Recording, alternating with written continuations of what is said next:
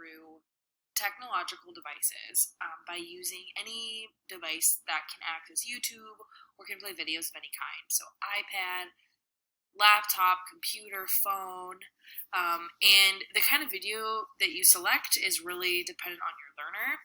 So for example, I found a video here that I really liked on my phone on YouTube, and what I liked so much about it is what you can see from the video here, that it actually has somebody's hand and showing them how to hold the pencil, and shows them exactly what lines they were supposed to make and how.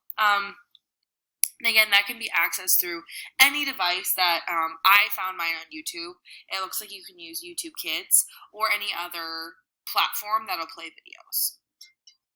Let's write the number 1. Start at the top, draw a long line down. That's the number 1. Start at the top, draw a long line down. 1. Or you can write out the letters that spell the word 1. O, N, E. 1. One more time. O, N, E. That spells 1.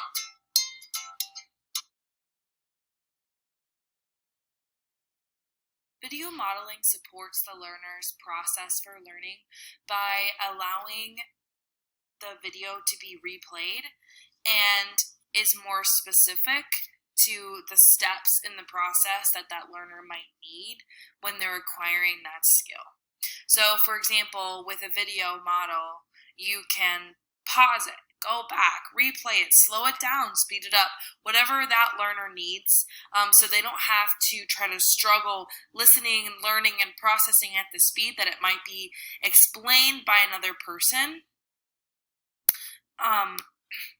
According to Anderson's case study following learners who used video modeling to learn to count and write numbers 1 through 7, using video modeling consistently and then fading that video out as a prompt over time leads to higher rates of success in learning that skill.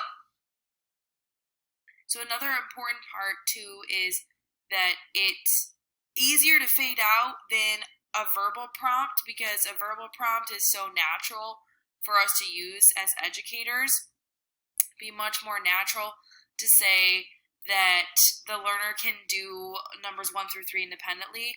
So instead of playing the video and having that prompt, or you standing there and verbally prompting how to do it, you can just not play the video up until minute 3.5 or minute 4, so they just see the parts of it that they need to help them get the repetition of acquiring that skill. So it's a lot.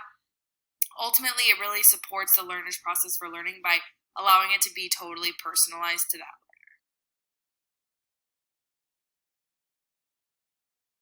So first, the final product of the video model that I showed before would look something like this. So I added these here because ideally they would be able to learning to write and count those numbers, kind of like the case study, Anderson's case study.